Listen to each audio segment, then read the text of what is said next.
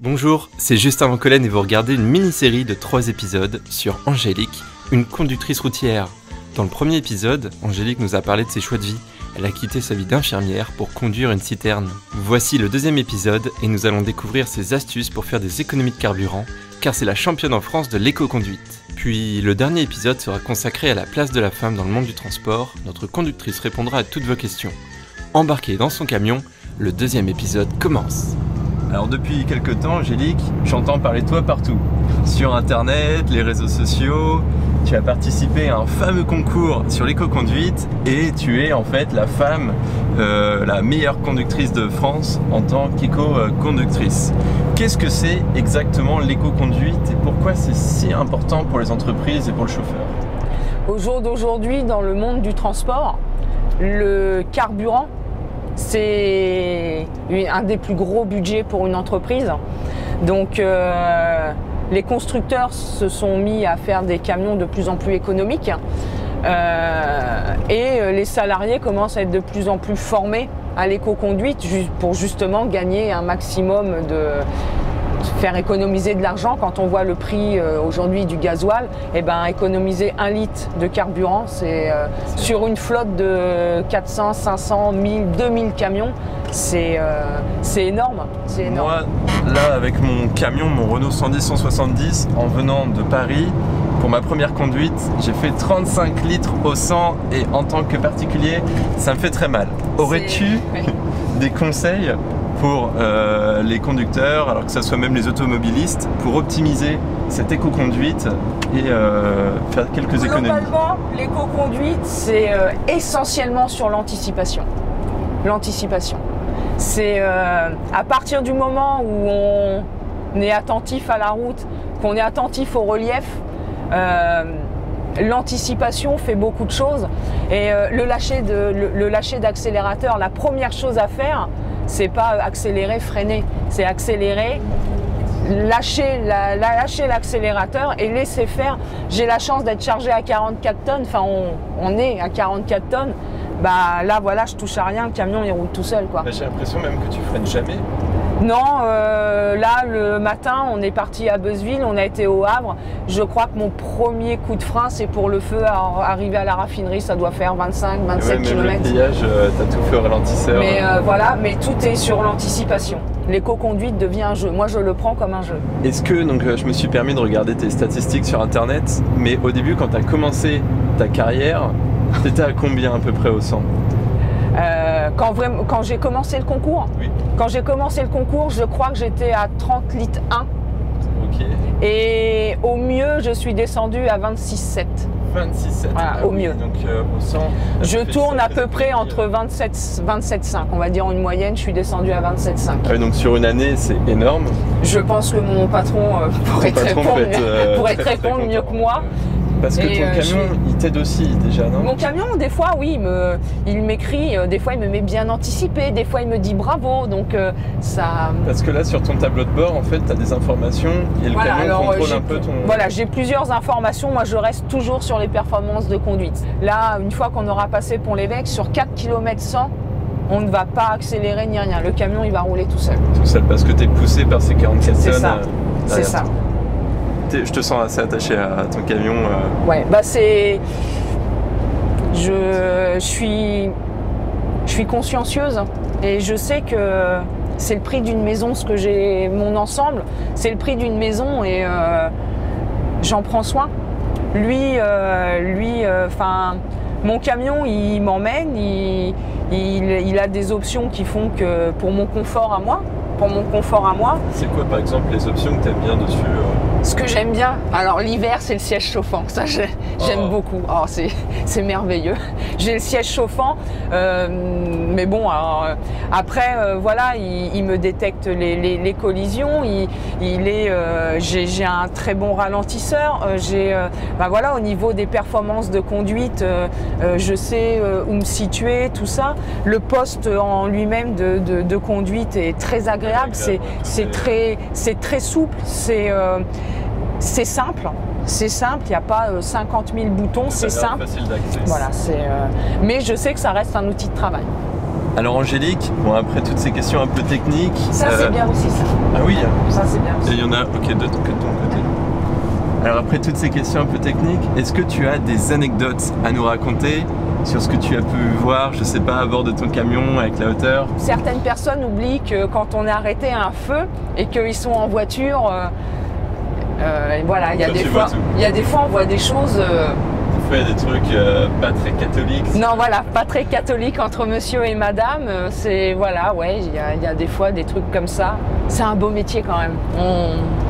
On est enfermé dans notre cabine, mais on a une sensation de liberté, c'est que voilà, on va... Je suis content que tu te sentes épanoui. Et tant que je m'éclaterai, je changerai pas. Le jour où je m'éclate plus, bah... j'envisagerais autre chose. Et si tu devais changer, qu'est-ce que tu ferais aujourd'hui? Qu'est-ce qui t'attire? J'aimerais être formateur et pourquoi pas être conseiller à la sécurité. Okay. Donc, et pas l'éco-conduite, tu ne veux pas du coup enseigner? Si, alors au sein de l'entreprise, je forme des fois les conducteurs qui ont des DAF, qui viennent d'avoir des DAF.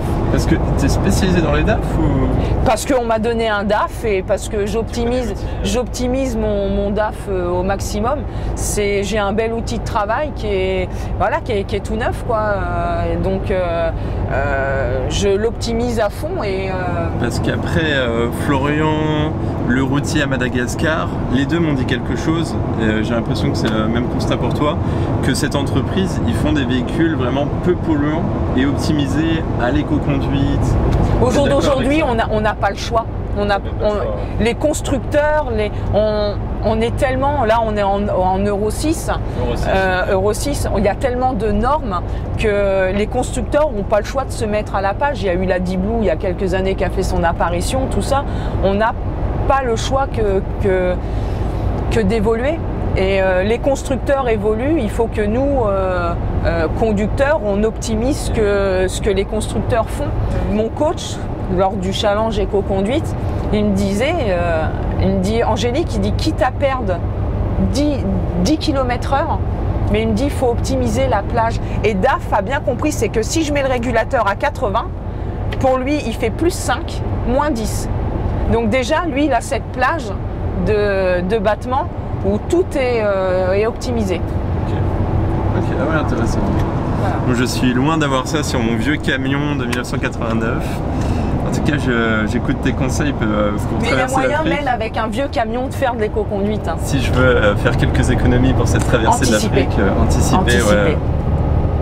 Et toujours regarder le plus loin possible. Le plus loin possible, ouais. Ça c'est important pour la sécurité. C'est pour ça qu'on râle certains automobilistes qui nous coupent la route. Ils ne se rendent pas compte qu'on a 16,50 m, qu'on est chargé et qu'on ne peut pas s'arrêter comme on veut, quoi.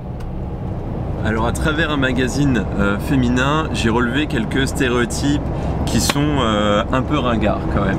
Bon, les stéréotypes, c'est majoritairement faux et notamment dans la dernière vidéo avec Florian, on a prouvé que tous les stéréotypes sur les routiers sont presque oubliés aujourd'hui, totalement faux. Alors je vais te dire une liste de stéréotypes, des idées perçues qu'on a toujours sur les hommes et les femmes et tu vas me dire par vrai ou faux ce que tu en penses.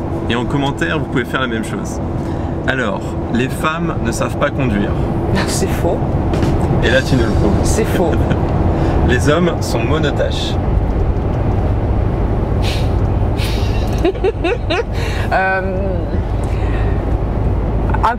Non, ils sont pas monotaches, mais pas trop d'un coup, quoi. Pas trop d'un coup. Pas trop d'un coup. Je suis d'accord avec toi. Les femmes parlent trop. Ouais. Ouais. Les hommes sont plus drôles. Non. Non. Les femmes ne savent pas lire les cartes routières. Est-ce que tu es bonne pour lire une carte routière? Pas trop, non. Pas trop. J'ai la chance d'avoir un bon réseau téléphonique, j'ai des collègues super. Oui, puis j'ai vu ce matin, ils t'ont aidé. Voilà, c'est ça. C'est ça. C'est bah tiens, tu passes ça, tu fais ça, je leur fais confiance. Est-ce qu'il y a toujours, parce que Florian me disait, on perd un peu cette entraide entre routiers, mais est-ce que les hommes avec une femme, il y a une petite entraide peut-être derrière? Un petit peu plus peut-être, oui, peut-être un petit peu plus, oui. Mais dans l'ensemble du métier? Mais non, dans l'ensemble, non, bah moi je connais que le carburant, hein. Et non, il y a une super entraide, même d'une société à l'autre. Hein. Ensuite, les hommes sont des meilleurs buveurs. Ouais. les femmes sont intuitives mais nulles en maths. C'est vrai. Enfin, pour ma part, c'est entièrement vrai. Alors là. Alors, ce n'est que des stéréotypes, hein. Ça généralise, mais je trouvais ça assez ringard en fait venant de ce magazine de toujours mettre les gens, les sexes dans des castes. Voilà, on est compartimenté, on est. Et finalement, heureusement, tout le monde est différent. C'est ça. Notamment, on trouve de plus en plus de femmes routières, et tant mieux. J'ai rencontré des routiers, ils étaient plutôt sympas. On a bu quelques cafés, puis on s'est en allé. J'ai rencontré des routiers, bien plus que passionnés. Ils voulaient tout donner pour continuer de rouler. J'ai rencontré des routiers qui passent des heures à patienter pour pouvoir enfin charger les produits à ta portée. J'ai rencontré des routiers en état de dépression. À force de déboucher, leurs femmes ont foutu le camp. J'ai rencontré des routiers dans le rassemblement. Après quelques minutes de route, on se trouve dans un entrepôt, mais on est où maintenant, Angélique? Donc là, on est au garage. C'est ici que notre journée est terminée. Okay. Mais on a fait la livraison, mais maintenant en fait les gars du garage vont un peu faire le tour du camion. Voilà, le tour du camion si on a rendez-vous aux mines tout à l'heure. Et c'est tous les ans les mines? Voilà, tous les ans. Donc du coup ils vont faire le tour pour pas avoir de surprise, mais bon, sachant qu'il est neuf, il n'y a pas de raison que... J'ai hâte de voir ça. Moi j'adore tout ce qui est mécanique et là c'est super. Je m'attendais pas à ça, tu me fais une sacrée surprise aujourd'hui de voir du coup les entrailles de ton camion.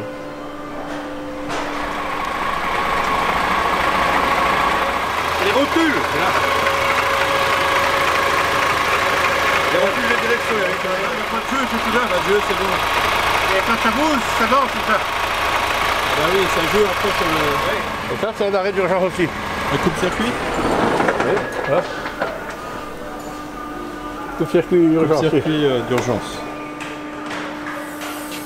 Parce qu'il faut qu'on bascule. Là je vous avais mis sur le moteur. Ah, sous moteur. Je suis vraiment content, c'est la première fois que je vois ça, de basculer la cabine. Ah oui.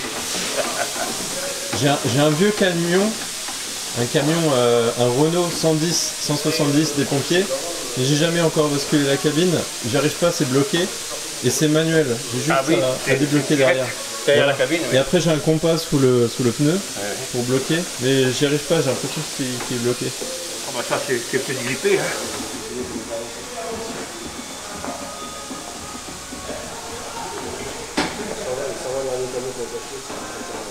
Là, il est entièrement... Ah là, elle est basculée là. Entièrement basculé? Oui, oui. Bascule ça. Ça touche là. Ah oui, oui.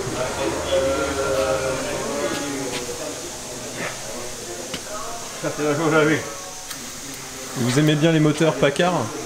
Oh, tous, c'est tous. Tous les 6 ans, vous Ouais, changez les tuyaux? Un tuyau, c'est 6 ans. Donc on vérifie qu'il n'y ait pas de place sur le tuyau, les joints et puis la date. Ok. Une date de péremption. Et les dates sont affichées sur le capuchon? Voilà.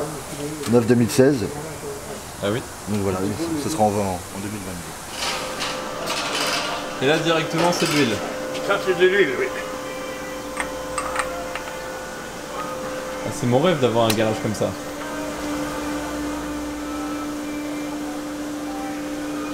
Je suis vraiment très content de voir ça parce que quand j'ai passé mon permis C, je n'ai pas appris à basculer une cabine et je trouve ça super important, surtout quand on va partir pour l'Afrique, même si là on est sur du camion très récent et différent que le Renault.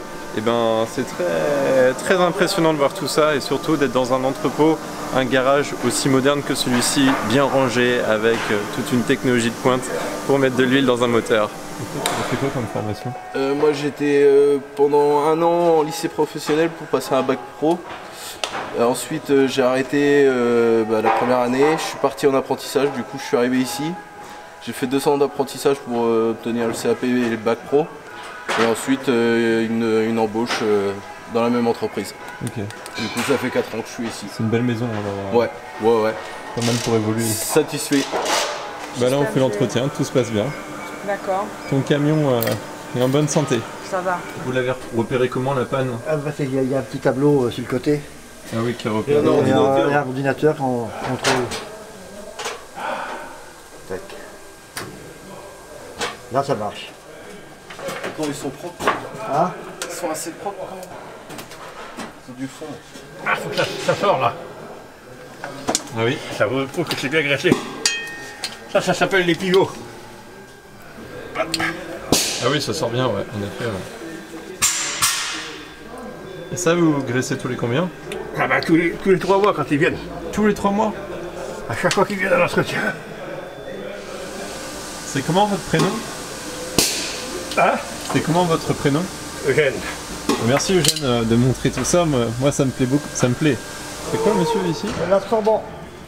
Ah d'accord, ok. L'absorbant, Si elle laisse, il en manque un peu. Si elle laisse de l'essence sur le sol. Oui, c'est pour nettoyer s'il y a quelque chose. Ici, il a fait aussi les conduites, il en parlait hier. 26,7. Elle met au point mort en descendant, on connaît ça. Si chaque personne ne serait-ce qu'un litre économiserait 1 litre, ce serait déjà pas mal. Oh, toi, je sais pas ce qu'il t'a fait le patron. Elle construit les patrons. Mais non, mais c'est du bon sens. Ça évite la pollution. C'est pour la pollution. Ça évite la pollution. Ouais. C'est les contre la pollution. Elle protège Non, la c'est pas planète. ça, mais bon, c'est... Non, ces machins-là, Non, mais ça va. ça ne pollue pas. Non, Ouais, les nouveaux DAF c'est pas comme dans le temps, tu mettais un fumée machin. noire, Ah ouais, Non, non, c'est sûr. Là, tu peux t'apporter. Ça pollue moins qu'une mobilette. Mais non, non. L'épisode est fini, mais il nous reste encore beaucoup de travail avant d'aller au contrôle technique. Après l'entretien et les vérifications du véhicule, nous allons retirer la citerne et partir à vide.